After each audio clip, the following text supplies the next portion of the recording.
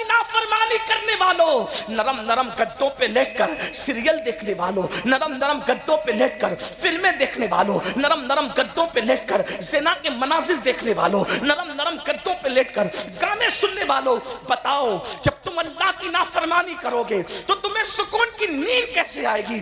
اچھی طرح یاد رکھنا، جو لوگ اللہ کی فرما برداری کرتے ہیں ان لوگوں کو تو گرم ریت پر بھی نیند آ جاتی ہے۔ میرے آقا صلی اللہ علیہ وآلہ وسلم کے دیوانوں، انسان کو اللہ جب کوئی نعمت دیتا ہے، انسان کو اللہ جب کوئی طاقت دیتا ہے، انسان کو اللہ تبارک و تعالیٰ جب کسی نعمت سے نوازتا ہے تو اللہ تبارک و تعالیٰ نعمت دینے کے بعد وہ نعمت دینے والا خدا ایک کنڈیشن رکھتا ہے کہ نعمت پانے کے بعد اگر تم میری نافرمانی نہیں کرو گے، کنڈیشن یہ ہے نعمت پانے کے بعد اگر تم میری نافرمانی نہیں کرو گے تو میں نعمت میں اضافہ کر دوں گا، نعمت کو بڑھا دوں گا۔ قرآن اس مضمون کو یوں بیان کرتا ہے لَإِن شَكَرْتُمْ لَأَزِيدَنَّكُمْ کہ جب تم میری نعمتوں پہ شکر کرو گے تو شکر کا مطلب صرف الحمدللہ کہنا نہیں ہے، بلکہ شکر کا مطلب یہ ہے کہ جب اللہ تمہیں نعمت دے تو اس نعمت کا تم مس یوز نہ کرو، یہ شکر ہے، تم اس کا غلط استعمال نہ کرو، یہ شکر ہے۔ اور اگر انسان نعمت پانے کے بعد جب اس نعمت کا مس یوز کرتا ہے، غلط استعمال کرتا ہے، اللہ کی نافرمانی کرتا ہے تو پھر اللہ اس نعمت کو بہت دنوں تک تمہارے پاس رہنے نہیں دیتا، بلکہ اللہ اس نعمت کو چھین لیتا ہے۔ نعمتوں میں بہت سی نعمت ہے، میں ایک نعمت کا ذکر کروں، نعمتوں کے اندر بہت بڑی نعمت ہے مال۔ مال اللہ کی عطا ہے، مال اللہ رب العزت کی بہت بڑی عطا ہے۔ مال ہوتا ہے تو انسان صدقہ بھی دیتا ہے، مال ہوتا ہے انسان حج بھی کرتا ہے، مال ہوتا ہے انسان مسجدیں بھی بناتا ہے، مال ہوتا ہے انسان مدرسے بھی بناتا ہے۔ غرض کہ مال بری چیز نہیں ہے، کچھ لوگ مال کو برا سمجھتے ہیں، میں سمجھتا ہوں کہ غالباً ان کو مکمل طور پر اسلام کی تعلیمات پر ان کی نظر نہیں ہے، اس لیے وہ مال کو برا سمجھتے ہیں۔ اگر مال برا ہوتا تو عثمان غنی اسی مال سے 2 مرتبہ جنت کیوں خریدتے؟ آپ جانتے ہیں کہ مال اللہ اکبر اگر فرعون کے پاس گیا تو اس نے فرعون کو جہنم کا کندن بنا دیا، جہنم کا ایندھن بنا دیا، اللہ اکبر، جہنم کا ایندھن بنا دیا۔ کندن کیا بنتا؟ ایندھن بنا دیا۔ نمرود کے پاس گیا، اس کو جہنم کا ایندھن بنا دیا۔ بخت نصر کے پاس گیا، اس کو جہنم کا ایندھن بنا دیا۔ شداد کے پاس گیا، اس کو جہنم کا ایندھن بنا دیا۔ لیکن وہی مال جب سیدنا عثمان غنی کے پاس آتا ہے تو عثمان غنی 2 مرتبہ اسی مال سے جنت خریدتے نظر آتے ہیں۔ اور اللہ کے رسول نے کسی صحابی کو وہ نہیں فرمایا جو سیدنا عثمان غنی کو فرمایا۔ جب سرکار عثمان غنی نے 300 اونٹ مال سے بھر کر جنگ تبوک کے موقع پر چندے کے طور پر اسلام کو پیش کیا تو میرے آقا نے ارشاد فرمایا آج کے بعد عثمان کچھ بھی کرے اس کو کوئی عمل نقصان نہیں پہنچائے گا، عثمان کچھ بھی کرے اللہ اس کو جنت ہی عطا فرمائے گا۔ اندازہ فرمائے یہ مال کی برکت ہے۔ میرے بھائیوں، مال سے آپ نے جنت خریدی ہے۔ اسی طریقے سے آقا ارشاد فرماتے ہیں من بنا للہ مسجدا بنا اللہ لہ بیتا فی الجنہ کہ جو اللہ کے لیے مسجد بناتا ہے اللہ اس کے لیے جنت میں محل بناتا ہے۔ بھائیوں بتاؤ اگر انسان کے پاس مال نہ ہو تو کیا وہ مسجد بنا سکتا ہے؟ وہ مسجد کی تعمیر کر سکتا ہے؟ نہیں، ہرگز تعمیر نہیں کر سکتا۔ اسی طریقے سے حج کرنے جاؤ تو ہر قدم پہ نیکی ملتی ہے، حج کرنے والے کے تمام گناہ معاف ہو جاتے ہیں، حج کرنے والا گناہ سے ایسے پاک ہوتا ہے جیسے ابھی اپنی ماں کے پیٹ سے پیدا ہوا۔ بتاؤ کیا بغیر پیسے کے کوئی حج کر سکتا ہے؟ اللہ اکبر۔ اسی پر آپ قیاس کر لیں۔ اور ایک بات اور سن لیں، میرے آقا فرماتے ہیں صدقہ دیا کرو اس لیے کہ صدقہ بلاؤں کو ٹال دیتا ہے، صدقہ بری موت سے بچا لیتا ہے، صدقہ انسان کو بری موت سے بچاتا ہے۔ جو چاہتا ہے کہ اللہ اس کو بری موت نہ دے اور بری موت سے اس کی حفاظت ہو تو آقا ارشاد فرماتے ہیں ایک ہاتھ سے صدقہ دو تو دوسرے ہاتھ کو خبر بھی مت ہونے دو۔ مال نہیں ہوگا تو کیا انسان صدقہ دے گا؟ تو یہ مال بہت بڑی اللہ کی نعمت ہے۔ اسی طریقے سے دوسری نعمت نعمت، یہ جان اور جوانی جس کو کہتے ہیں، یہ بھی اللہ کی بہت بڑی نعمت ہے، اللہ اکبر۔ لیکن اب آئیے میں آپ کے سامنے ان دونوں نعمتوں کا ذکر کرنے کے بعد اب آپ سے پوچھنا چاہتا ہوں، مال سب چاہتے ہیں لیکن اللہ اکبر جب مال آتا ہے تو مال کا مس یوز کیا جاتا ہے، مال کا غلط استعمال کیا جاتا ہے۔ قرآن کہتا ہے ان اللہ اشتری من المؤمنین انفسهم واموالهم بان لهم الجنہ، کہ اللہ نے مومنوں کی جان کو، مومنوں کے مال کو جنت کے بدلے خرید لیا ہے۔ اب آپ سب کی توجہ چاہتا ہوں، پتا چلا ہماری جان ہماری نہیں ہے، ہمارا مال ہمارا نہیں ہے، جان بھی اللہ کی ہے، مال بھی اللہ کا ہے۔ اور اللہ اکبر، آج کل کے مسلمان، اللہ اگر مال دیتا ہے تو مال کو اللہ کی راہ میں خرچ کرنے کی بجائے، گھبرائیے گا مت، میں کوئی چندے کی تمہید نہیں باندھ رہا ہوں، میں صرف آپ کے دلوں کی تطہیر کے لیے، آپ کی افکار کے تطہیر کے لیے کچھ پیغام پیش کرنا چاہتا ہوں۔ اللہ اکبر، آج کے مسلمانوں کے پاس جب مال آتا ہے، آج کے مسلمانوں کے پاس جب جوانی آتی ہے تو مال اور جوانی کا مس یوز کتنا ہو رہا ہے۔ اللہ اکبر، آج پوری دنیا کے اندر جتنے جرائم، جتنے پاپ قوم مسلم کر رہی ہے، اتنے جرائم دنیا کی کوئی قوم کرتی نظر نہیں آتی۔ کتنے افسوس کی بات ہے، میں دلیل کے ذریعے سے اس کو ثابت کروں گا۔ اسی ہندوستان میں دیکھ لیں، ہندوستان کے اندر اللہ اکبر رمضان شریف کی کوئی اہمیت کیا دوسری قوموں کے نزدیک ہے؟ ہرگز نہیں۔ رمضان شریف کی اہمیت صرف مسلمانوں کے نزدیک ہے، دوسری قومیں رمضان شریف کا احترام نہیں کرتی، اس کی عزت نہیں کرتی، بہتوں کو تو پتا بھی نہیں کہ رمضان شریف کیا ہے۔ لیکن ایک بات پر ہمیشہ غور کرنا، توجہ کرنا، ایک بات پر ہمیشہ غور کرنا کہ اللہ اکبر جتنی نئی فلمیں آتی ہے، کوئی بھی نئی فلم رمضان شریف کے اندر نہیں آتی ہے، یا تو رمضان شریف سے پہلے آتی ہے یا تو رمضان شریف کے بعد آتی ہے۔ آپ ہمیشہ غور کرنا، کوئی بھی نئی فلم آپ کو کبھی رمضان شریف میں، ہندوستان کی بات کر رہا ہوں جہاں مسلمان لوگوں کے کہنے کے مطابق صرف 25 کروڑ مسلمان ہیں، آپ مجھے بتائیں دوسری قومیں ہم سے 4 گنا زیادہ، یعنی دوسری قومیں 100 کروڑ ہے اور ہم ہندوستان میں لوگوں کے کہنے کے مطابق، حالانکہ اگر سچائی سے گنا جائے تو الحمدللہ ہم 30 کروڑ سے بھی زیادہ اس ملک کے اندر، اس ملک میں ہم 30 کروڑ سے بھی زیادہ، لیکن چلے جو لوگ کہتے ہیں وہی کہتا ہوں، 25 کروڑ مسلمان اس دنیا، اس ہندوستان میں رہتے ہیں، 100 کروڑ دوسرے سب مل کر کے رہتے ہیں۔ آپ سے پوچھتا ہوں، رمضان شریف میں نئی فلم کیوں نہیں آتی ہندوستان میں؟ رمضان شریف سے پہلے ہی کیوں آتی ہے؟ رمضان شریف کے بعد ہی کیوں آتی ہے؟ اس لیے کہ ان کی سروے رپورٹ یہ ہے کہ جو بھی فلم ہٹ ہوتی ہے، جو بھی فلم کامیاب ہوتی ہے، وہ صرف مسلمانوں کے دیکھنے سے کامیاب ہوتی ہے۔ یعنی جتنا زیادہ ہندوستان میں مسلمان فلم دیکھتا ہے، اتنا دنیا کا کوئی مذہب کا انسان نہیں دیکھتا۔ ہر مذہب کا آدمی زیادہ سے زیادہ سیٹرڈے یا سنڈے کو فلم دیکھنے جاتا ہے، لیکن یہ مسلمان ہے۔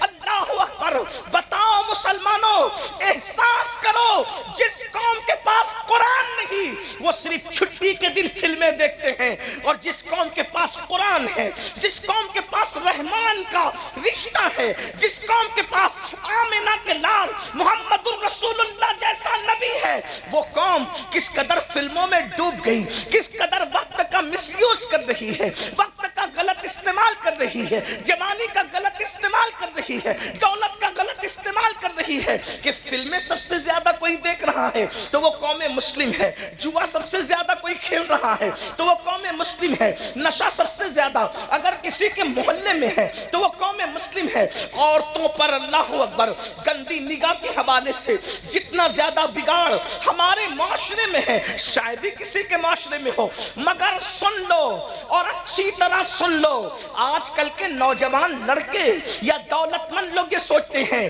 مولوی صاحب آپ کو کیا پڑی ہے، آپ دولت ہماری ہے، مال ہمارا ہے، جوانی ہماری ہے، طاقت ہماری ہے، اگر ہم برے کام کرتے ہیں آپ کا کیا بگڑتا ہے، ہمارا کیا بگڑتا ہے؟ سن لو، اللہ و رسول نے ذمہ داری دی ہے، قوم کے علماء کو، قوم کے دانشوروں کو، اللہ کے رسول کے سچے امتیوں کو، کہ بلکہ ہر مومن کو یہ ذمہ داری ہے، جب تم برائی کو دیکھو اسے روکو، زبان سے روکو، بلکہ پہلے تو ہاتھ سے روکو، طاقت سے روکو، زبان سے روکو، اور اگر زبان سے بھی نہیں روکتے تو کم سے کم دل میں برا جانو، اور جو دل میں برائی کو برا جانتا ہے یہ اس کے کمزور ایمان کی علامت ہے۔ اب مجھے بتاؤ، جب تم برائی کو برا جانو گے تو یہ کمزور ایمان کی علامت ہے، اور جو برائی کو برا بھی نہ جانے تو کیا اس کا ایمان چلا تو نہیں گیا؟ اس کے ایمان کا طوطا اڑ تو نہیں گیا؟ ایمان کا پرندہ اڑ تو نہیں گیا؟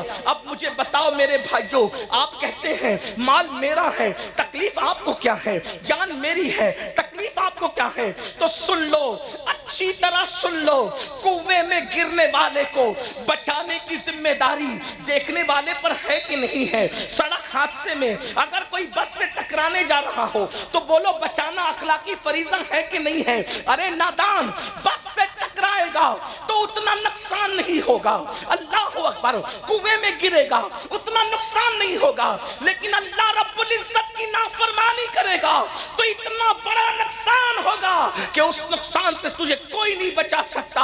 آؤ آپ کو بتاؤں، دولت اور جوانی کا مس یوز کرنے والوں، غلط استعمال کرنے والوں، وہ اللہ ہے طاقت والا، قوت والا، جو دینا جانتا ہے تو چھیننا بھی جانتا ہے۔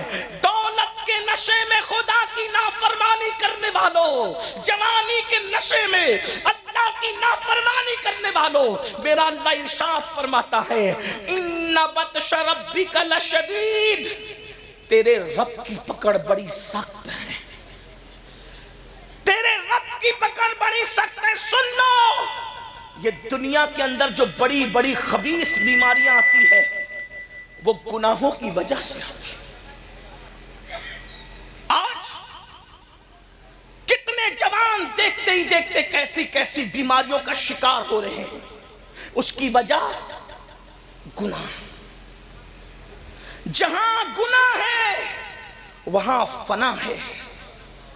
جو دولت کے نشے میں شادیوں میں لوگ ناچتے ہیں، شادیوں میں لوگ شراب پیتے ہیں، شراب تقسیم ہوتی ہے، آج آپ کے یہاں نہیں ہوتی ہوگی لیکن میں ہندوستان بھر کی بات کر رہا ہوں، رت جگہوں میں شراب بانٹی جاتی ہے۔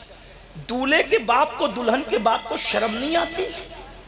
جس شادی کی شروعات شراب سے کی جائے اس میں اللہ کی رحمتوں کا نزول کیسے ہوگا؟ لوگ کہتے ہیں کہ ہاتھوں سے مہندی نہیں چھوٹتی اور گھروں میں زگزگ شروع ہو جاتی ہے۔ جو شادی میں اللہ کے رسول کا دل دکھایا جائے، جس شادی میں مصطفیٰ جان رحمت کے دل پہ نشتر لگائے جائیں، بتاؤ کیا اس شادی کے اندر کبھی برکت ہو سکتی ہے؟ ذرا غور تو کیجئے، کبھی سوچئے تو صحیح۔ عورتوں کا حال یہ ہے، وہ رت جگہوں میں ناچتی ہیں، وہ شریف عورتیں جن کے پردے کا اللہ نے حکم دیا ہے، عورتیں شادیوں میں ناچتی، عورتیں شادیوں میں گانے گاتی ہیں، لوگ سنتے ہیں، رت جگہ کی رسم، اس کی رسم، اس کی رسم۔ میری بہنوں سن لو اور اچھی طرح کان کھول کر سن لو، اللہ کے رسول صلی اللہ علیہ وآلہ وسلم نے ایک عورت کو زور سے بلند آواز سے قرآن پڑھنے سے بھی منع فرما دیا۔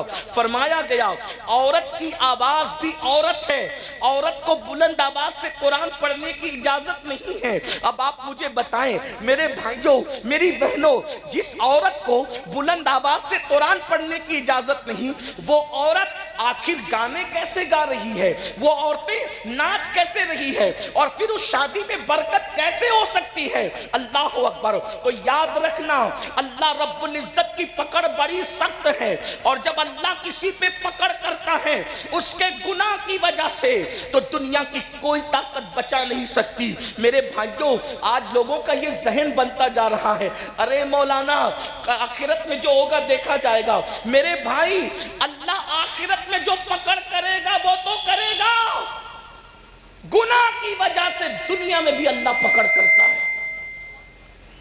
گناہ کوئی کرے، اس کے گناہ کی نحوست اس کو مل کر رہتی ہے۔ ایک بزرگ فرماتے ہیں جب رات کو مجھ سے کوئی گناہ ہوتا ہے تو صبح اس گناہ کا اثر میرے بچوں میں مجھے نظر آتا ہے، میری سواری میں مجھے نظر آتا ہے۔ لوگوں نے پوچھا وہ کیا؟ کہا رات کو اگر میں گناہ کرتا ہوں تو صبح میری اولاد میری نافرمانی کرتی ہے، صبح میری سواری میری نافرمانی کرتی ہے۔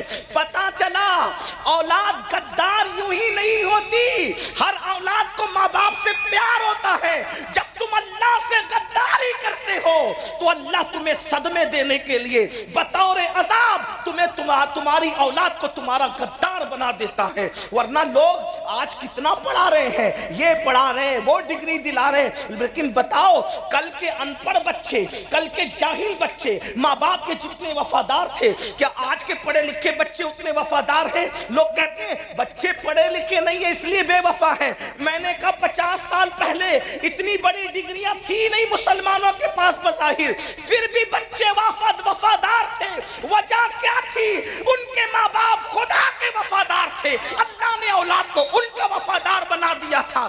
آج ماں باپ بچوں کو ڈگریاں بھی دلا رہے ہیں، انگلش بھی پڑھا رہے ہیں، ڈاکٹر بھی بنا رہے ہیں، وکیل بھی بنا رہے ہیں، انجینئر بھی بنا رہے ہیں، پھر کیا ہو رہا ہے؟ لیکن اللہ کے وفادار نہیں ہے ماں باپ۔ تو جو ماں باپ اللہ کے وفادار نہیں، اللہ نے ان کی اولاد کو ان کا غدار بنایا ہے، اللہ نے ان کی اولاد کو ان کا باغی بنایا ہے، تاکہ تمہیں اللہ صدمے دے اور تمہیں بطور عذاب یہ بتائے ان بطش ربک لشدید۔ یاد رکھنا اگر اللہ پہاڑ تم پر گرا دیتا تو تم کو اتنی تکلیف نہ ہوتی جتنی اولاد کے ستانے سے انسان کو تکلیف ہوتی ہے۔ یہ بڑی بڑی بیماریاں یہ کس وجہ سے ہے؟ یہ اللہ کی نافرمانی کی وجہ سے ہے، یہ خدا کی نافرمانی کی وجہ سے ہے۔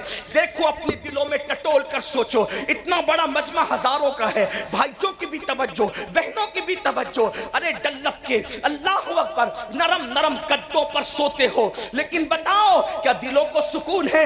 ارے لوگوں کو ٹاٹ پر سکون کی نیند آتی تھی، لوگوں کو گرڑی پر سکون کی نیند آتی تھی، لیکن تمہیں اتنے اتنے ایک ایک ہاتھ دو ہاتھ انچ گدوں پہ نیند کیوں نہیں آ رہی ہے؟ کروٹیں بدل رہے ہیں، دل بے چین ہے، دل بے قرار ہے، نیند کی گولیاں کھا رہے ہیں، لیکن سکون کی نیند کیوں نہیں آتی؟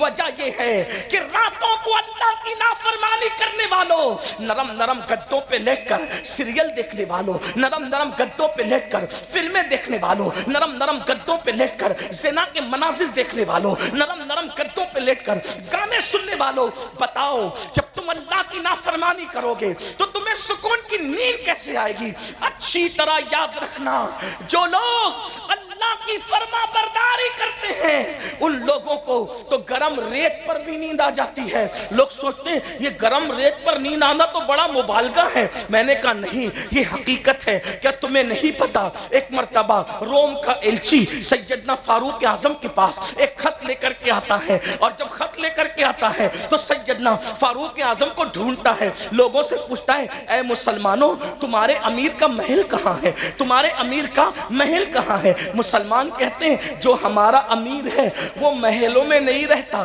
جیسے جھوپڑوں میں ہم رہتے ہیں ویسی مٹی کے جھوپڑے میں وہ بھی رہتا ہے۔ تو کہا وہ ملے گا کہاں؟ کہا اتفاق سے ابھی گھر میں بھی نہیں ہوگا ہمارا امیر، وہ اپنی بکریوں کو لے کر اپنے اونٹوں کو لے کر جنگل میں گیا ہے اور وہ بکریاں چرا رہا ہوگا۔ وہ کہاں ہوگا؟ وہ فلاں جنگل میں ہوگا۔ اندازہ فرمائے میری قوم کے جوانوں، نرم نرم گدوں پہ سسکیاں لینے والوں، کاروبار کے لیے تڑپنے والوں، بزرگوں سے تعویذ کا مطالبہ کر کے اپنی تقدیر کو سنوارنے کی کوشش کرنے والوں، بڑی معذرت کے ساتھ کسی ولی کا تعویذ ہماری قسمت کو سدھار نہیں سکتا جب تک ہم اللہ کی نافرمانی کرتے رہیں گے، جب تک ہم پاپ کرتے رہیں گے، جب تک ہم جرائم کرتے رہیں گے۔ ارے نیکوں کی دعا سے اللہ ان کا حصہ اٹھا لیتا ہے جو نمازوں میں غفلت کرتے ہیں، جو نمازوں میں سستی کرتے ہیں۔ خدا کے لیے بیدار ہو جاؤ، اپنے مسائل کا حل کسی انسان کے دروازے پر نہیں ہے،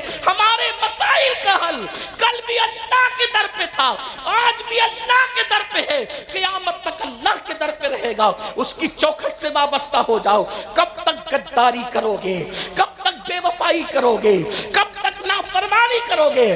سنو سنو، روم کا ایلچی جب اس کو پتا چلتا ہے کہ مسلمانوں کا امیر 3 بر اعظموں پر بلا شرکت غیر حکومت کرنے والا عمر ابن خطاب جنگل بکریاں لے کر گئے بکریاں چرانے کے لیے، تو وہ جنگل پہنچا، جنگل میں گیا تو ایک منظر دیکھا. یہ منظر کیا تھا دیکھ، کھلے آسمان کے نیچے ایک درخت ہے، اور اس درخت کے نیچے مسلمانوں کا امیر 3 بر اعظموں پہ حکومت کرنے والا اپنے ہاتھ کا تکیہ بنا کر ریت پہ سو رہا ہے. اس نے دیکھا، اس کو حیرت ہوئی کہ میرے بادشاہ لوگ نرم نرم گدوں پر محلوں میں باڈی گارڈ کے پہروں میں سکون سے سو نہیں پاتے، یہ اکیلے چین سے سو رہا ہے.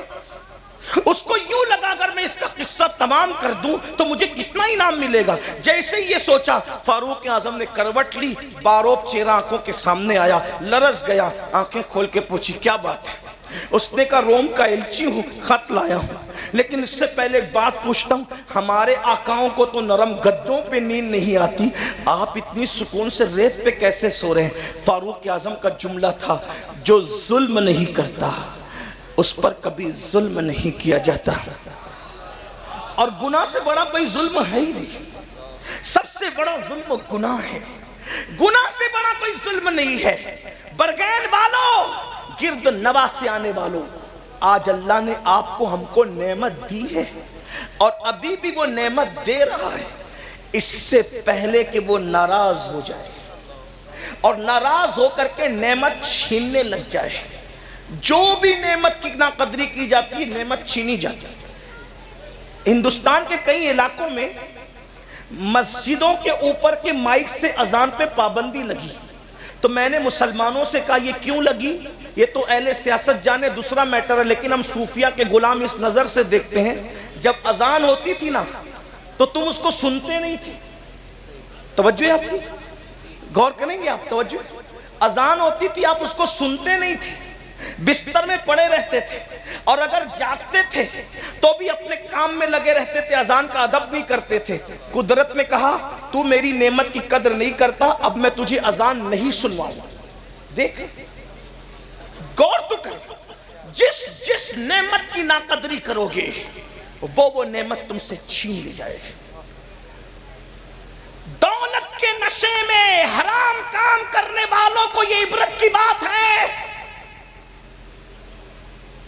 مغل خاندان 700 سال تک ہندوستان پر حکومت کرتا رہا. اتنے پاپ اور عیاشیاں کی ان کے بعض لوگوں نے، کچھ اچھے بھی تھے لیکن زیادہ تر پاپی تھے. ان کے ایک شہزادے کا ایک لڑکی کے ساتھ چکر ہو گیا، تو اس لڑکی نے کہا کہ میری جان، میں نے کسی انسان کو مرتے نہیں دیکھا ہے، میری تمنا ہے کہ میں کسی کو مرتے دیکھوں. اس نے فوراً ایک بندے پر تیر چلا دیا، کہا کہ لو مرتے ہوئے دیکھ لو. اس طرح بے گناہوں کی ان لوگوں کے بعض لوگوں نے جانیں لی. پھر کیا ہوا؟ ان مغل خاندان کے بادشاہوں کے ٹھاٹ باٹ کا عالم یہ تھا کہ تاج محل کے اندر جب ناشتہ کیا جاتا تھا تو 200 ڈشیں ناشتے میں لگائی جاتی تھی. مجرے ہوتے تھے، عورتوں کو نچایا جاتا تھا، لڑکیوں کو نچایا جاتا تھا، آدھے آدھے لباس پہنا کر کے، اور شراب کا دور چلتا. کون لوگ کرتے تھے میں ان کا نام نہیں لوں گا، لیکن اتنا ضرور ہے کہ کچھ اچھے بھی تھے، کچھ برے بھی تھے. جب قدرت نے ان کی پکڑ کی، ان بطش ربک لشدید، جب قدرت نے ان کی پکڑ، وہ بادشاہ تھے، اپنی چند دکانوں پر اور چند پراپرٹیوں پر غرور اور گھمنڈ کر کے شادیوں کے موقع پہ اللہ کی نافرمانی کرنے والوں، خوشیوں کے موقع پہ اللہ کی نافرمانی کرنے والوں، کان کھول کے سن لو. اس سے پہلے کہ دولت کو زوال آئے، اس سے پہلے کہ عزت کو زوال آئے، اس سے پہلے کہ اللہ اکبر قدرت اپنی نعمتوں کو چھین لے، ذرا غور سے سن. مغلوں کا حال یہ تھا کہ 200 ڈشیں. اچھا ٹھیک، کوئی بات، آواز نہیں جاری، مائک ہاتھ میں لیتے ہیں. درود شریف پڑھ لیں، بلند آواز سے پڑھ لیں درود شریف. زیادہ دیر آپ کو نہیں سنانا ہے، تھوڑی سی بلند آواز سے پڑھ لیں درود شریف. اللہ رب محمد صلی اللہ علیہ وسلم نحن عباد محمد صلی اللہ علیہ وسلم صلاۃ و سلام علیک یا جد الحسن والحسین وعلی آلک و اصحابک یا جد الغوث الثقلین.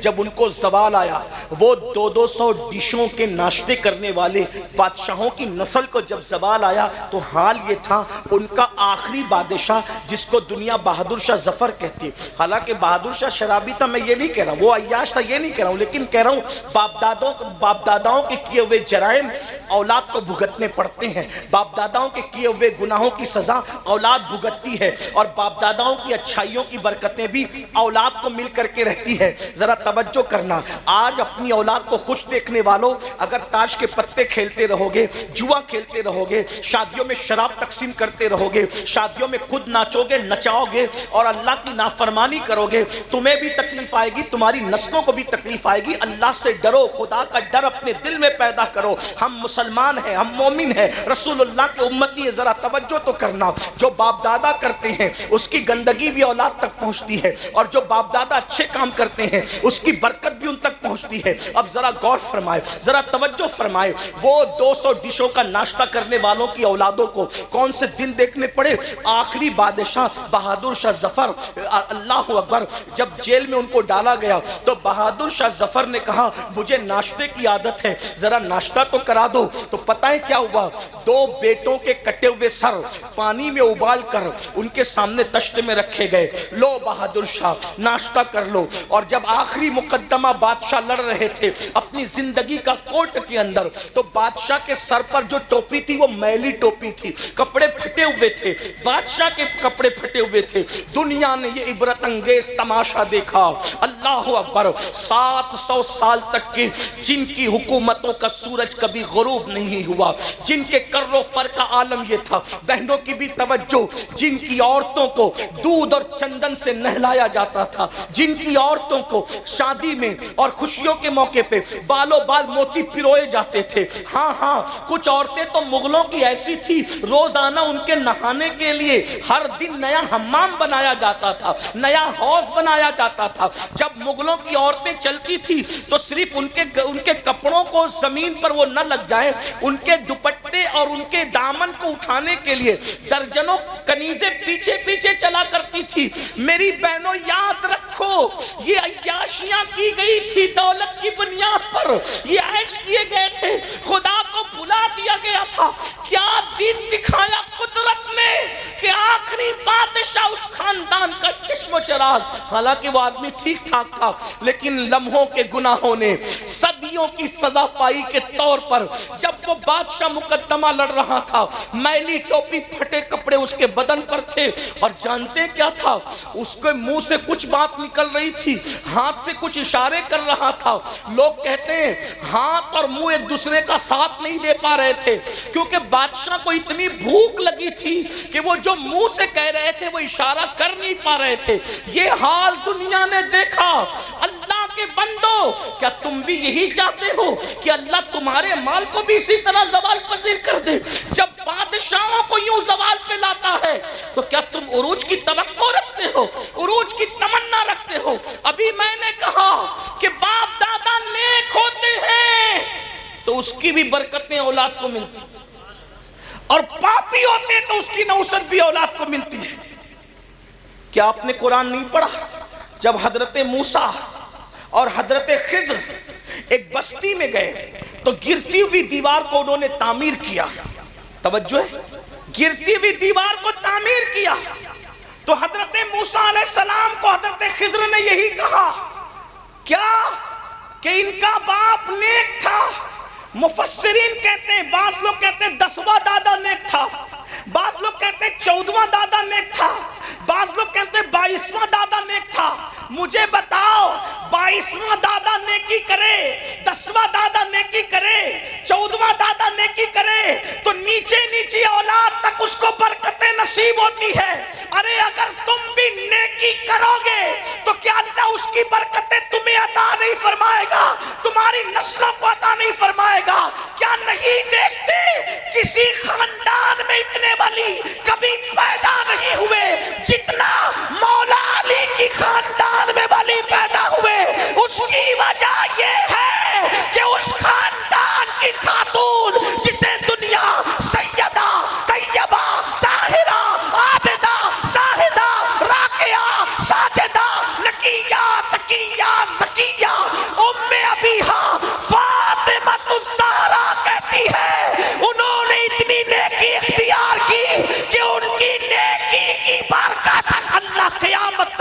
नस्लों को अता फरमाए।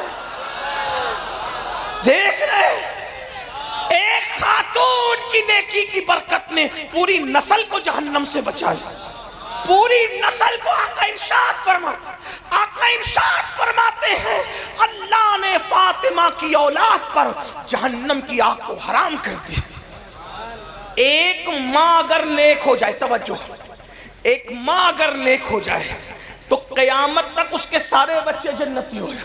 तवज्जो, ये हदीस है, ये हदीस अहले सुन्नत की कुतुब में है कि फातिमतुज़ ज़हरा ने इतना तक़वा इख्तियार किया कि क़यामत तक उसकी औलाद पर जहन्नम हराम हो गई।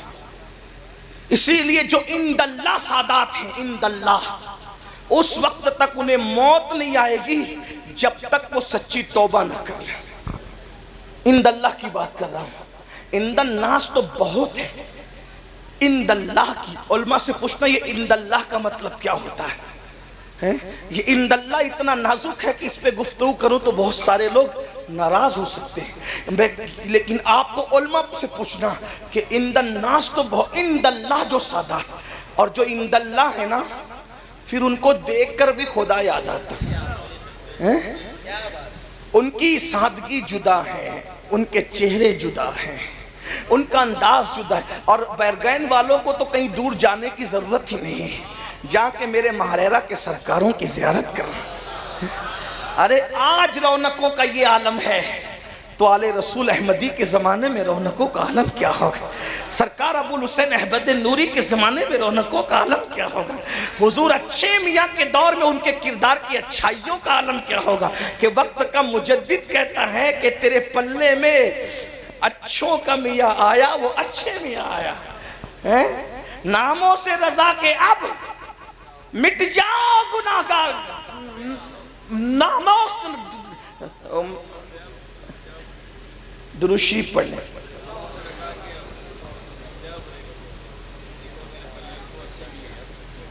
क्या?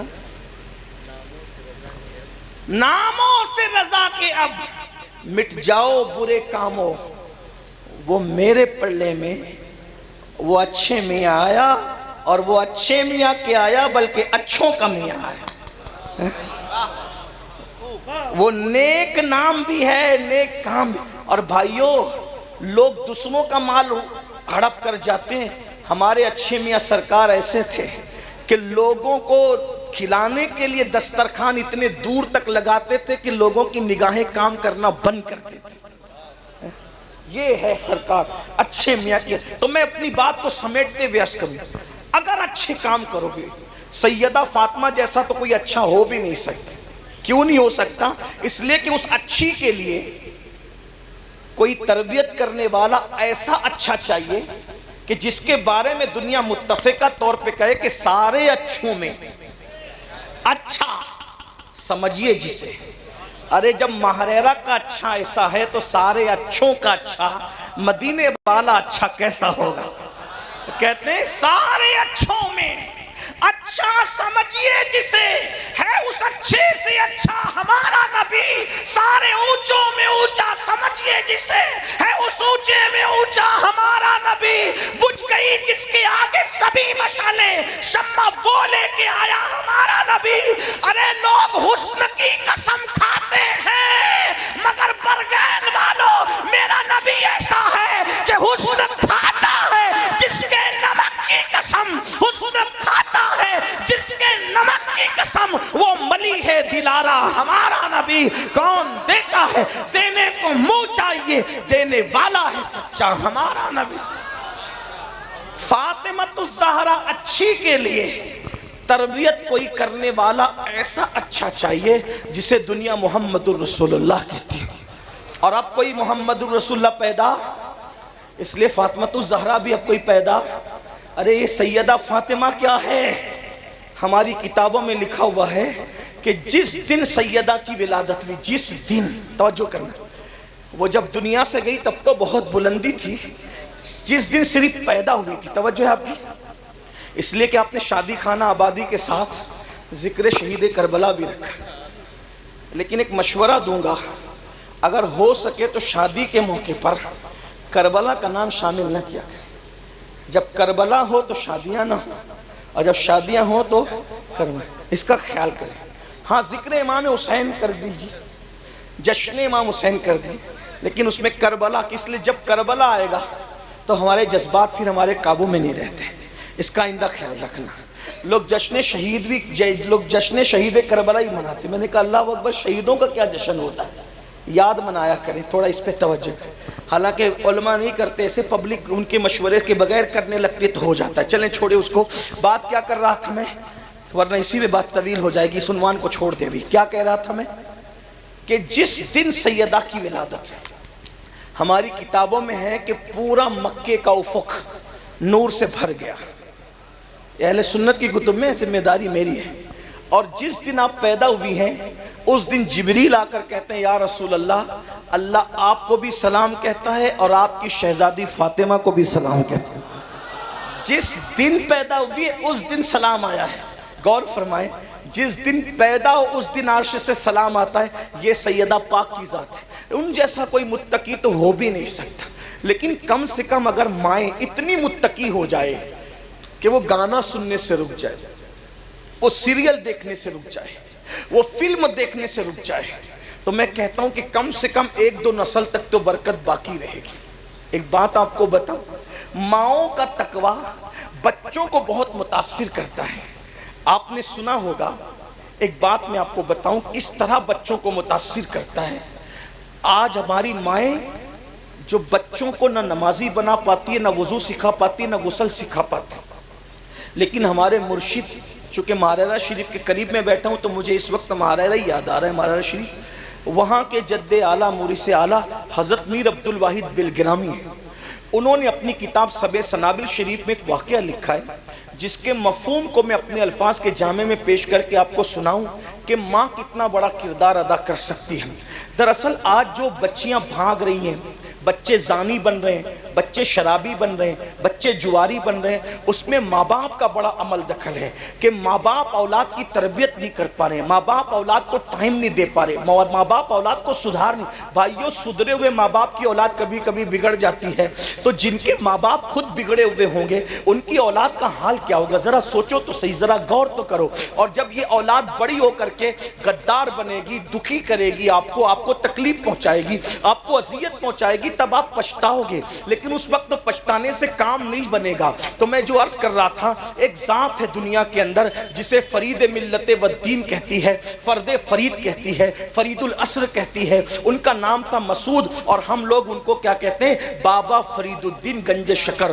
بابا فرید جیسا ولی سلسلہ چشتیہ کے اندر ایک انفرادی حیثیت رکھتا ہے۔ سرکار غریب نواز نے ان کے بارے میں کہا کہ میرا فرید ولیوں میں شہباز ہے، شہباز۔ اے قطب الدین، تو نے ایسے شہباز کا شکار کیا ہے کہ اس کی وجہ سے قیامت تک تیرا نام زندہ رہے گا۔ یہ بابا فرید ہے۔ بابا فرید کے 2 لال ہیں، ایک کو نظام ملت بدین محبوب الہی کہتے ہیں، اور دوسرے کو خود کا جنازہ پڑھانے والا صابر کلیر مخدوم علاء الدین صابر کہتے ہیں۔ اللہ اکبر، خود کا جنازہ جو پڑھائے وہ مرید ہے میرے بابا فرید کا۔ اللہ اکبر، غور کریں، جب مرید کی یہ شان ہے تو بابا فرید کی شان کا عالم کیا ہوگا؟ بلکہ سرکار قطب الدین کہا کرتے تھے، قیامت کے دن اللہ مجھ سے پوچھے گا کہ قطب تو میرے لیے کیا تحفہ لایا ہے، تو میں فرید الدین کو پیش کر دوں گا۔ لیکن آئیے اس فرید الدین کو فرید الدین بنایا کس نے ہے؟ فرید الدین کو فرید الدین مدرسے نے نہیں، خانقاہ نے نہیں، فرید الدین کو فرید الدین کس نے بنایا؟ ذرا توجہ کریں، میں اپنی بہنوں کی توجہ چاہتا ہوں۔ میری بہنوں، کب تک کے میک اپ پر اپنا وقت خرچ کرو گی؟ میری بہنوں، کب تک زیورات کی محبت میں ڈوبی رہو گی؟ میری بہنوں،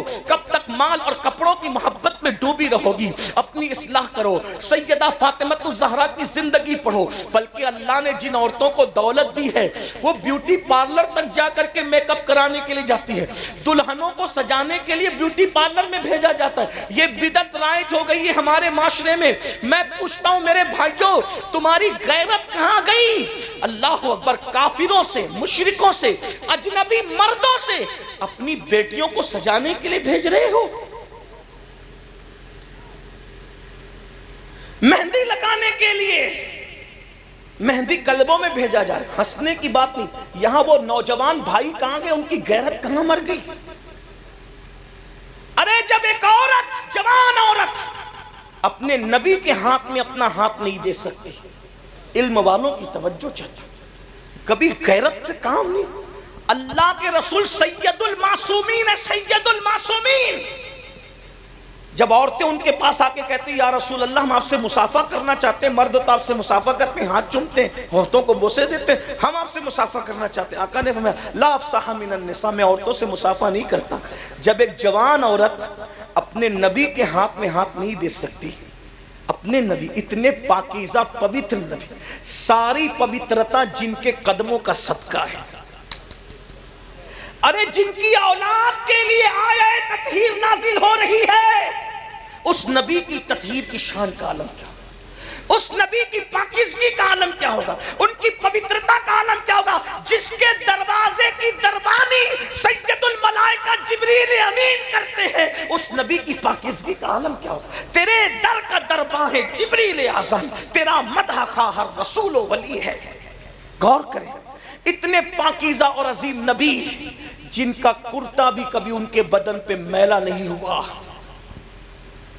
جن کا کرتا بھی ان کے بدن پہ کبھی میلا نہیں ہوا، جن کا چہرہ کبھی غبار آلود نہیں ہوا، جن کی زلفیں کبھی بکھری نہیں، ایسے نبی کے ہاتھ میں کسی.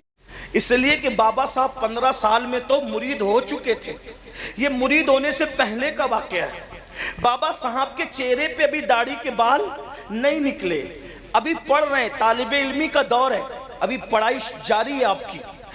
ملتان میں پڑھائی کی، دلی میں پڑھائی کی، بہت پڑھا بابا صاحب نے، اتنا پڑھا کہ اپنے دور کے شیخ الاسلام کہلائے. بابا صاحب کو اپنے زمانے کا شیخ الاسلام، اور اپنے زمانے کا شیخ الاسلام تو لوگ کہتے ہیں ہم تو ان کے غلام ہیں، ہم تو ان کو ان کے بعد کے ہر دور کا شیخ الاسلام مانتے ہیں. بابا صاحب نے اتنا پڑھا، 15 سال کی عمر میں بابا قطب الدین بختیار کاکی کے مرید ہو گئے تھے. لیکن یہ اس سے پہلے کی بات ہے، مطلب 15 سال سے پہلے کی بات. چہرے پہ داڑھی کے بال بھی نہیں نکلے. پیری مریدی کا ذکر سنا. مرید ہونے کے لیے چلتے چلتے چلتے چلتے بغداد شریف پہنچ گئے. پیر ڈھونڈنے کے لیے بغداد شریف پہنچے. بغداد شریف پہنچے تو وہاں پر ڈنکے بج رہے تھے، کس کے؟ شیخ الشیوخ خاتم الاولیاء فی العراق سیدنا شیخ شہاب الدین عمر سہروردی کی ولایت کے ڈنکے بج رہے تھے. وہ شہاب الدین عمر سہروردی جس کے بارے میں حضور غوث پاک نے فرمایا شہاب الدین تیرے بعد تجھ جیسا ولی قیامت تک ابھی عراق میں پیدا نہیں ہو سکتا. غوث پاک جس کی ولایت کے بارے میں یہ کہیں کہ تجھ جیسا ولی اب قیامت تک عراق میں پیدا نہیں ہو سکتا، شیخ شہاب الدین عمر سہروردی کے بارے میں ان کی ولایت کے ڈنکے بج رہے تھے. سرکار بابا فرید الدین گنج شکر مرید ہونے کے لیے ان کی خانقاہ میں پہنچے تو دسترخوان لگا ہوا تھا. دسترخوان پہ لوگ بیٹھ چکے تھے. جیسے یہ سلام کر کے اندر داخل ہوئے، لوگوں نے پوچھا نام کیا؟ کہا میرا نام مسعود ہے. میرا نام کیا ہے؟ فرید ان کا اصل نام نہیں، ان کا نام کیا ہے؟ مسعود. میرا نام مسعود ہے. کیوں آئے ہو؟ ہم مرید ہونے آیا ہوں شیخ سے. اچھا. سرکار شہاب الدین عمر سہروردی نے فرمایا بیٹے مرید وغیرہ کی باتیں بعد میں ہوگی، پہلے کھانا کھا لو. تھکار کیا ہو؟ کھانا کھا. دسترخوان لگا تھا، ایک کنیز آئی اور وہ سب کے ہاتھ دھلا رہی تھی. سب لوگ ہاتھ دھلتے رہے. جب بابا صاحب کی باری آئی، میرے بابا کی، سرکار فرید ملت والدین کی، لوٹے پہ لوٹا، لوٹے پہ لوٹا، لوٹے پہ لوٹا، پانی وہ ڈالتی جا رہی ہے، ہاتھ دھلتے جا رہے، پانی ڈالتی جا رہے، ہاتھ دھلتے جا رہے. جو لوگ کچھ ظاہر بین لوگ تھے ایک دوسرے کو کونیاں مارنے لگے. دیکھو دیکھو دیکھو، اوقات یہ ہے کیا ہاتھ دھونے کا سلیقہ نہیں. اور کس کا ہاتھ میں لینے آئے؟ کس کے ہاتھ میں ہاتھ دینے آئے؟ شیخ شہاب الدین کے ہاتھ. ان سے مرید ہونے آئے. حیثیت یہ کہ ہاتھ نہیں دھو سکتے اور مرید ہونا ہے شیخ شہاب الدین عمر سہروردی کے. اس لیے کہ لوگ بہت جلدی میں فیصلے کرتے ہیں نا. کبھی کبھی اپنی محفلوں میں بھی ایسا ہوتا ہے، کوئی مقرر بیچارہ تھوڑا سا کچھ کوئی بات اس کی زبان سے کچھ نکل جائے تو لوگ فوراً کونیاں مارنے لگتے، اشارے کرنے لگتے. اللہ کے بندو، انسان کی حقیقت پر نظر رکھو. سرکار بابا فرید الدین گنج شکر کا کچھ لوگوں نے مذاق اڑایا. اس کو ہاتھ دھونا نہیں آتا. مرید ہونے آیا, کھانا ہو گیا, کھانے کے بعد جب ہاتھ دھلایا گیا, جیسے نارمل سب نے ہاتھ دھلے, انہوں نے بھی نارمل دھل لیا. ارے کھانے سے پہلے تو ہاتھ صاف ہوتے ہیں, کم پانی میں ہاتھ دھلا جاتا ہے, کھانے کے بعد ہاتھ بھر جاتے ہیں, زیادہ پانی لگتا ہے. لیکن یہ عجیب بندہ ہے, اتنے لوٹے پہ لوٹے گنوا دیے اور کھانے کے بعد مختصر میں ہاتھ دھل لیا. لیکن کچھ سمجھ پائے, کچھ نہیں سمجھ پائے, لیکن جو سب سمجھ گیا وہ روشن ضمیر سرکار شیخ شہاب الدین عمر سہروردی تھے. آپ نے فوراً پردہ اٹھانے کی کوشش کی, کہا شہزادے ایک بات بتاؤ, مرید ہونے آئے ہو, آپ کو ہاتھ دھونا نہیں آتا؟ آپ نے اتنا پانی ضائع کر دیا, کیا تمہیں مسئلہ معلوم نہیں ہے کہ اتنا پانی ضائع کرنا حرام ہے, جائز نہیں ہے؟ تو بابا فرید نے کیا کہا پتہ ہے سرکار, اگر گستاخی معاف ہو تو جواب دوں. کہا بالکل دو. کہا جب میں ہاتھ دھل رہا تھا تو آپ کی کنیز کے چہرے پر نظر پڑ گئی اور اس کی پیشانی پہ لکھا تھا کہ یہ جہنمی ہے, تو میں ہاتھ نہیں دھو رہا تھا, اس کی تقدیر دھل رہا تھا, اور جب تک تقدیر نہیں دھلی میں پانی بہاتا رہا. میں سوچا کہ اتنے بڑے ولی کی خانقاہ میں خدمت کرنے والی کنیز بھی جہنم میں جائے گی, تو میں ہاتھ نہیں تقدیر دھل رہا تھا سرکار. تب لوگوں کو پتا چلا کہ جسے ہم بچہ سمجھ رہے کہ اس کو ہاتھ دھلنا نہیں آتا, یہ لوہے محفوظ پر لکھی ہوئی تقدیر بھی دھلنے کی طاقت رکھتا ہے. تب بابا شہاب الدین نے فرمایا, بابا مسعود تمہارا حصہ میرے پاس نہیں ہے, تم جیسے بندے کو تو میرے بھائی قطب الاقطاب قطب الدین بختیار کاکی کا مرید ہونا چاہیے, جاؤ اس کے پاس تمہارا حصہ ہے. اتنا سننا تھا, لوگ حیران ہو گئے, پریشان ہو گئے, اور پھر بابا فرید سے پوچھا, ارے تم ابھی مرید بھی نہیں ہوئے, یہ مقام تم کو کیسے ملا؟ تو بابا صاحب فرماتے ہیں, یہ میری ماں کی تربیت کی برکت ہے کہ اللہ نے مجھے اس مقام پر پہنچا دیا ہے. بھائیو یہ ماں باپ یہ ہیں. اور آج کل کے ماں باپ نہ کلمہ سکھا سکتے ہیں, نہ کھانا سکھا سکتے ہیں, نہ وضو سکھا سکتے ہیں, نہ نماز سکھا سکتے ہیں. بس جاتے جاتے اتنا ہی کہہ جاؤں, اللہ پاک کو گناہ پسند نہیں ہے. جب کوئی اللہ کی نافرمانی کرتا ہے تو اللہ اس سے نعمت چھین لیتا ہے. اگر اچھی آواز والا نافرمانی کرے گا, آواز چھن جائے گی. اچھی صحت والا نافرمانی کرے گا, صحت چھن جائے گی. آپ کہیں گے کیا کچھ ایسے بھی ہیں کہ بڈھے ہو کر بھی وہ طاقتور رہتے ہیں؟ میں نے کہا بالکل. ایک بزرگ تھے حضرت جنید بغدادی کے دور میں, اور ایک بڈھا تھا جنید دونوں کا واقعہ سن لے آخری میں. ایک بڈھا بغداد کے بازار میں بھیک مانگ رہا تھا, کوئی اس کو بھیک بھی نہیں دے رہا تھا. میں اپنے جوانوں سے کہتا ہوں, جب جوانی میں خدا کی نافرمانی کرو تو اللہ بڑھاپا اتنا دردناک دیتا ہے کہ لوگ موت مانگتے ہیں تو اللہ ان کو موت بھی نہیں دیتا. اس لیے جوانی میں پاپ مت کرو, اگر کر چکے ہو تو توبہ کر لو. ہم سب سے چھپ سکتے ہیں, رب سے نہیں چھپ سکتے. بہنوں سے بھی کہتا ہوں, خوبصورتی پہ اتراؤ مت, جو اللہ دینا جانتا ہے چھیننا بھی جانتا ہے. جب عورتیں پاپ کرتی ہیں جوانی میں تو اتنا دردناک بڑھاپا آتا ہے, بھیک بھی مانگے تو بھیک نہیں ملتی. اللہ سے ڈرو, توبہ کرو. کوئی دیکھے نہ دیکھے, اللہ دیکھ رہا ہے. ان اللہ کان علیکم رقیبا, اللہ تم پہ کڑی نگرانی کر رہا ہے. ایک بڈھا بھیک مانگ رہا ہے بغداد کے بازار میں, کوئی اس کو بھیک نہیں دیتا. سرکار جنید بغدادی کے مریدوں نے کہا, سرکار بغداد اتنا بے وفا ہو گیا, بغداد اتنا بے مروت ہو گیا آپ کی موجودگی کے باوجود کہ ایک بڈھا بھیک مانگ رہا ہے, کوئی اس کو بھیک بھی نہیں دیتا. تو سرکار سید الطائفہ جنید بغدادی نے فرمایا, بیٹو اس بڈھے نے جوانی میں بہت پاپ کی ہوں گے, اسی لیے آج اس کو کوئی بھیک دینے والا ہے. جب تحقیق کی گئی تو پتا چلا کہ ہاں جوانی میں بڑا پاپی تھا, اور بڑھاپا اتنا دردناک ہے کہ گھر سے نکال دیا گیا, کوئی ٹھکانہ ہی نہیں اس کا. حالانکہ سب بڈھے ایسے نہیں ہوتے اور سب مصیبت زدہ بھی ایسے نہیں ہوتے, لیکن ایک بات ہے, حکم اکثریت کا بیان کیا جاتا ہے. ٹھیک, چند ایک لوگ اگر نیک ہو کر کے بھی مصیبت آئے, اللہ ان کو آزمانا چاہے تو ایک الگ میٹر ہے, یہ ایک الگ بات ہے.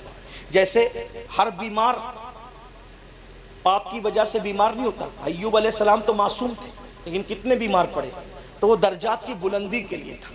ٹھیک, حضرت نوح علیہ السلام کا بیٹا بگڑ گیا, تو معاذ اللہ کسی گناہ کی وجہ سے نہیں بگڑا، اللہ کی طرف سے آزمائش تھی، تو سب کو ایک لکڑی سے مت ہانکیے گا، لیکن حکم اکثر کا بیان ہوتا ہے، اتنا یاد رکھنا، ٹھیک؟ تو جنید بغدادی سرکار نے فرمایا جوانی میں اس نے پاپ کیے ہوں گے، اس لیے اس کو بڑھاپا اتنا دردناک آیا کہ کوئی بھیک نہیں دیتا، تحقیق کی گئی تو ویسے ہی نکلا۔ اور اسی دور میں ایک بزرگ تھے 100 سال کی عمر میں بھی جوان تھے، یعنی عمر 100 سال کی ہو گئی لیکن بالکل طاقت پر فٹ تھے، چہرے پر بھی جوانی تھی۔ لوگوں نے پوچھا بابا 100 سال کی عمر میں بھی آپ کی جوانی نہیں گئی، وجہ کیا ہے؟ تو انہوں نے جواب دیا میں نے جوانی میں اپنے آپ کو گناہ سے بچایا تو اللہ نے مجھے بڑھاپے کی تکلیف سے بچا لیا۔ یہ ہے نیکیوں کی برکت۔ اس لیے ماشاءاللہ شادی کے موقع پہ محفل ہے، میں اہل برگین سے اور جہاں سے بھی لوگ ہیں ان سے گزارش کرتا ہوں شادی ایسے کرو کہ لگے کہ یہ مسلمانوں کی شادی ہے، اس میں ڈھول نہ ہو، میوزک نہ ہو، ڈی جے نہ ہو، تاش کے پتے نہ ہو، نعت کی۔ اب لوگ یہ بھی کرتے ہیں ایک دن جلسہ کرائیں گے، یہ بھی فیشن ہو گیا، ایک دن نعتیہ محفل کرائیں گے، یہ بھی، پھر ڈی جے بھی بجائیں گے بعد میں لوگ ہم لوگوں کو فون کر کے کہتے ہیں آپ تو وہاں شادی میں آئے تھے وہ ڈی جے بجا رہا تھا، ہمیں تھوڑی پتا کہ اس کا پلان ڈی جے کا تھا۔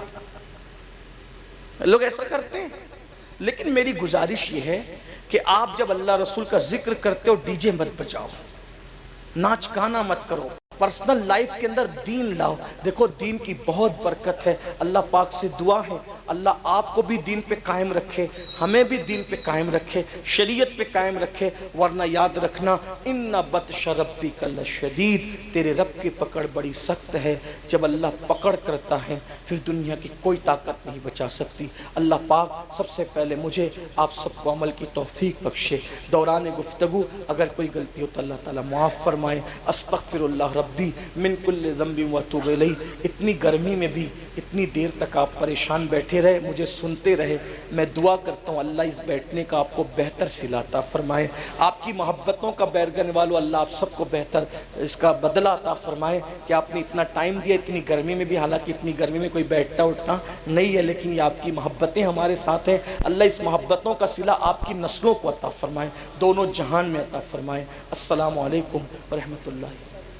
ابھی آپ کو بیٹھے رہنا ہے، اتنی دیر بیٹھے 2 منٹ اور بیٹھ جاؤ، کیونکہ جہاں یہاں یہ ذکر امام حسین کی محفل ہے، شادی کی محفل ہے، وہیں اس میں ایک چیز اور ایڈ کر دی گئی ہے کہ یہ جو مدرسہ یہ جو مدرسہ سامنے نظر آ رہا ہے، اس مدرسے کے بچوں کی دستار بندی بھی ہے، حفظ قرآن کی دستار ہے، بس اس پر آپ کو 2 منٹ بیٹھنا ہے، دستار ہوگی۔ یہ دیکھو سبحان اللہ، یہ بچے حافظ قرآن بنے، حافظ قرآن، اور جو حافظ قرآن بنتا ہے اگر وہ قرآن کا حق ادا کرے تو مرنے کے بعد اس کے جسم کو قبر کی مٹی نہیں کھا سکتی، حافظ قرآن۔ بلکہ آپ سے یہ بھی کہتا ہوں 5 بچوں نے، یہ مولانا صاحب بتا رہے ہیں ان کے قول کے مطابق کہ 5 بچوں نے ایک بیٹھک میں، یعنی 5 بچے ایسے ہیں یہاں جو ایک بیٹھک میں انہوں نے قرآن شریف پورا سنایا۔ ایک بیٹھک سے مراد یہ کہ بیچ میں نماز کا وقت آیا ہوگا تو نماز پڑھ لی ہوگی، کھانے کا وقت آیا ہوگا تو کچھ کھا بھی لیا ہوگا۔ ماشاءاللہ یہ مولانا حضرات بتا رہے ہیں ان کے قول کے مطابق کہ ایک بچے نے 4.5 مہینے میں قرآن حفظ کیا، ماشاءاللہ۔ یہ حضرات کی اطلاع کے مطابق میں آپ کو اطلاع دے رہا ہوں، ماشاءاللہ بڑی بات ہے، بہت بڑی بات ہے۔ اللہ تبارک و تعالیٰ چاہے وہ آپ کی بستی میں ایسا کام ہو رہا ہے، ہمیں تو مدارس کا خیال بھی کرنا چاہیے، بلکہ میں تو سنیوں کو یہ کہتا ہوں بھائیوں جو ڈی جے پہ خرچہ کرتے ہو، جو وہ فضول کاموں پہ خرچہ کرتے ہو، وہ دینی تعلیم پہ خرچہ کرو، آپ کو اس کی برکت ملے گی۔ میں تقریر ختم کر چکا، لیکن ایک بات میں آپ کو بتاؤں، ایک بات ماشاءاللہ قاری صاحب کی محنت اللہ جزائے خیر دے۔ ایک بات سنیں، آپ نے سرکار مخدوم اشرف جہانگیر سمنانی کا نام سنا ہوگا، جہانگیر سمنانی سرکار کا نام سنا ہے؟ مخدوم اشرف سرکار کا، بہت بڑے بزرگ ہیں، غوث العالم محبوب یزدانی۔ وہ فرماتے ہیں ایک کافر تھا، ایک کافر، اس کا نام تراب تھا، وہ رستے سے جا رہا تھا، اس نے دیکھا کہ ایک بچہ مسلمان کا علم دین کے لیے کچھ لکھ رہا ہے، تو بچے کا قلم گر گیا، تو وہ کافر نے قلم اٹھا کر اس بچے کے ہاتھ میں دیا، خرید کے نہیں دیا، خرید کے نہیں دیا، بچے کا ہی قلم اٹھا کر کے دے دیا، تو اللہ نے اس کافر کو مرنے سے پہلے ایمان دیا اور مرنے کے بعد جنت عطا فرمائی۔ آپ مجھے بتائیں کہ اگر طالب علم کا گرا ہوا قلم کوئی اٹھا کے دے دے تو اللہ اس کو ایمان دے، زندگی میں اور موت کے بعد جنت دے، اس کا گرا ہوا اٹھا کے دے دے تو اللہ یہ صلہ دے، اگر کوئی خرید کے دے گا تو اللہ اس کو کیا صلہ عطا کرے ہیں؟ اگر کوئی اپنے باپ داداؤں کے نام سے اصال ثواب کے طور پہ دے گا۔ اس لیے تعلیم پہ محنت کرو اور بہت محنت کرو، تعلیم کو آگے بڑھاؤ، تعلیم حاصل کرنے والوں کو آگے بڑھاؤ۔ دستار بندی ہو رہی ہے، ہمارے بھائی سید محمد قادری صاحب یہاں موجود ہے، جے پور سے آئے، اور بھی جتنے علماء کرام ہیں، ائمہ کرام ہیں، وہ آگے آئیں اور آ کر کے وہ بچوں کی دستار بندی کر دیں۔